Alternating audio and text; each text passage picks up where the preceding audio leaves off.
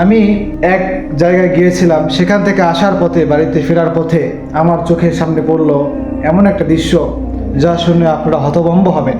আমার চোখের সামনে পড়লো নেটওয়ার্কের যে টাওয়ারগুলো চিনি, এই টাওয়ারের উপরে একদম চূড়ান্ত চূড়ায়, একদম সবার উপরে সেখানে আর্জেন্টিনা এবং ব্রাজিলের পতাকা টাঙানো হয়। এই বিশ্বকাপ খেলাকে কেন্দ্র করে মানুষ এত উন্মাদনা, এতটা পাগল পাড়া হয়ে গেছে যে তারা যেন তাদের জীবনের জন্য এটা মূল বিষয় বানিয়ে ফেলেছে।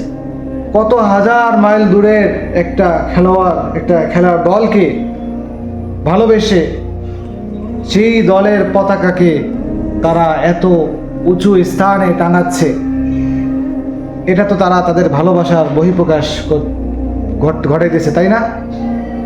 তো একটা সাধারণ খেলাকে তারা এতটা আবেগপূর্ণ বানিয়ে ফেলেছে, এতটা গুরুত্বপূর্ণ বিষয় বানিয়ে ফেলেছে।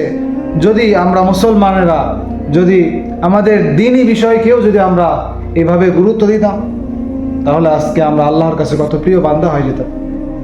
সম্মানিত হাজিরিন, আমাদের দ্বীনের ব্যাপারেও এরকম আগ্রহ থাকা উচিত।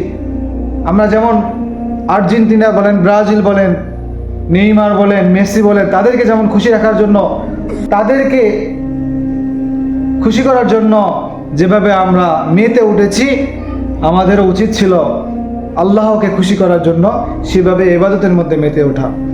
সম্মানিত হাজিরিন, আজকে ফজরের সালাতে আমরা মুসল্লি পাই না, অথচ যদি রাত 4টায় খেলা হয়, হাজার হাজার মানুষ খেলা দেখার জন্য টিভির সামনে দাঁড়িয়ে থাকে। সম্মানিত হাজিরিন, এই খেলা আমাদের কি উপকারে আসবে?